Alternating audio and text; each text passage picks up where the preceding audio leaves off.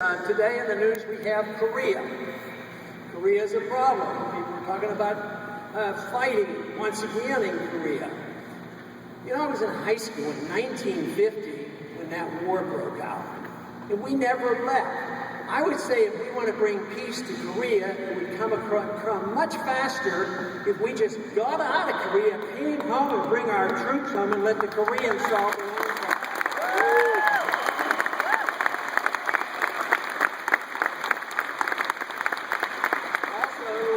Today we're very much involved in the war in Syria, as we have been involved in so many wars in the Arab Springs and all the countries of the Middle East. But in Syria especially right now, it's a problem. We're supporting the rebels, whoever they are. And even Hillary Clinton admitted she wasn't sure who they were. But we do know that the Al-Qaeda is involved. Guess what? The Al-Qaeda in Iraq is helping the Al-Qaeda in Syria. But where did the Al-Qaeda come from? They weren't in Iraq. Oh, no, they weren't, not until we invaded Iraq. We invaded. Why? We invaded to get rid of the Al-Qaeda. But they weren't there. Well, didn't we go in there to get rid of the weapons of mass destruction? Yeah, they weren't there either. But anyway, the Al-Qaeda now is in Iraq is helping the Al-Qaeda in Syria. At the same time, the real goal is to attack Iran. So I would say if we had a policy based on individual liberty and minding our own business, we wouldn't be messed up in all these countries. We wouldn't be in Syria. We wouldn't be looking for a war against the Iranians. We wouldn't be all over the Middle East being involved in every civil war going on. What happens so often is we get involved and then we support friendly dictators, and then we say you ought to have an election. If they have an election, they elect somebody we don't like, so then we turn on them and we reject their elections. So this is the reason why if we come to a conclusion that liberty means the protection of liberty at home and not imposing our will on other people, there's a much better chance of having peace in this world. Another thing that would happen if we had this philosophy is that government would be limited. They couldn't spend money they didn't have. Well, how come they spend money they don't have? Well, because they assume they can continue to collect taxes, but sometimes they can't collect enough, so they have to borrow, and there's a limit to how much they can borrow. So then they have to have another thing called the printing press. So they rely, they invented this thing 100 years ago called the Federal Reserve to print the money, to fight the wars, and promote this welfare state. So guess what the position is on a true believer in liberty? You don't need a Federal Reserve. You don't need it to get rid of it.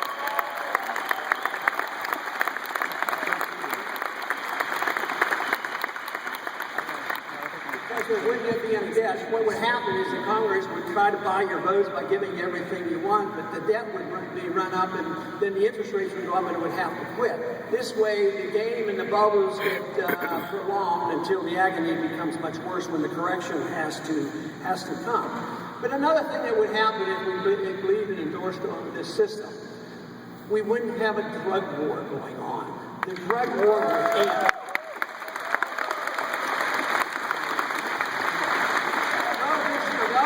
Was a real bomb, and the drug war going on, the modern day drug war going on since the 1970s, it's a bomb. We've spent $3 or $4 trillion, and all it does is undermine our civil liberties. It does nothing to stop people from doing dumb things. So I would say that it's not the business of the federal government to tell us what we do with our lives or our bodies, our minds, what we read or what we believe in our religious values. The government should stop out.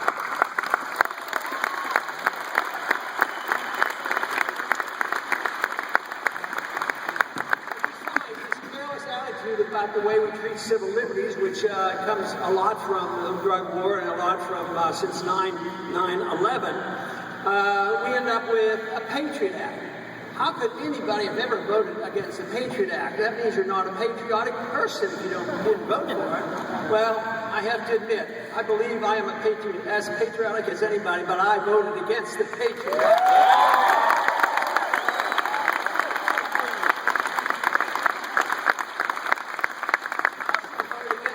Defense Authorization Act once again.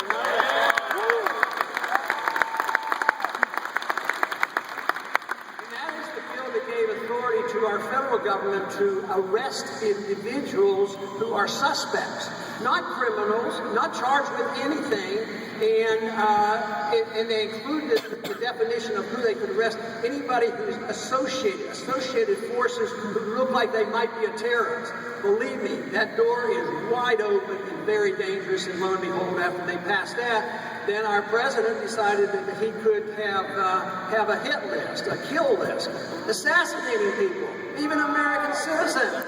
It's outrageous. Why are we putting up with this? We should stop that. We don't need a Patriot Act. We don't need NDAA. We don't need our presidents deciding who should be assassinated and who not. And he says, well, could it be assassinated American citizen? Oh, not if he is not a combatant. Well, who's going to decide that? The president. If you're an enemy combatant, he's allowed to assassinate you. That's their position. What about the rule of law? What about our Bill of Rights? We have been very, very careless with this. Our liberties have really been challenged. You know, if we keep this up, you know, before you know it, the federal government won't even allow you to drink raw milk.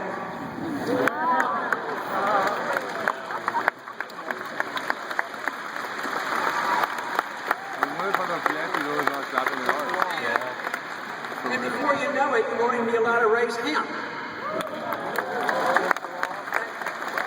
That dangerous substance called hemp, I understand. I don't know anything about that in detail, but I do understand that if you want to get high on hemp, it takes a joint as big as a phone pole. But you're not allowed to raise it for other purposes. So I think it's getting out of control on what we're able to. And lo and behold, if we're not careful, we're probably going to come up with some authoritarian who's going to tell you how big a Coke you're allowed to drink.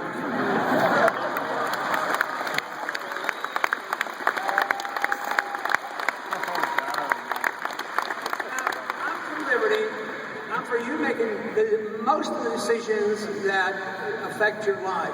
Does that mean I have confidence in you that you will never do anything wrong? Absolutely not. Do I have more confidence in you doing the right thing than the bureaucrats and the politicians in Washington? Absolutely. You have more.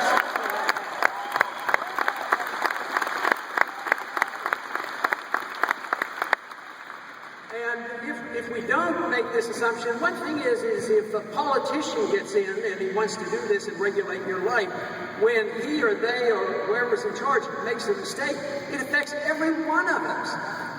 If the responsibility is on the individual, yes, you have this choice on making wise choices or not. But if you make unwise choices, you have to suffer the consequences. You can't say, well, I want my freedom. I want to make all my decisions on my religious values, my personal values, my social values, what I eat and drink and put into my body. Well, then you have to suffer the consequences. But this idea that, well, if I mess up, then the government has to come take care of it. Who in the thunder is the government? The government is nobody other than your neighbor who might not have messed up.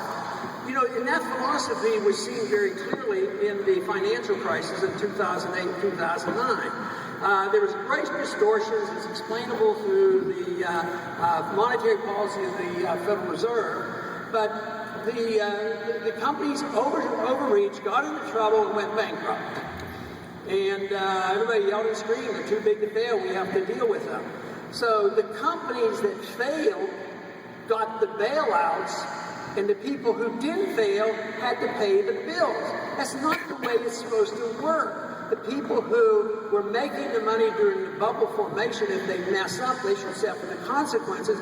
But who really bailed out the wealthy Wall Streeters when this crisis came? It was the middle class. The people who were doing these mortgages and these derivatives, they got into trouble, and the middle class paid the bills. They're the ones who ended up with the inflation, and lost jobs, and lost their houses, and lost their mortgages.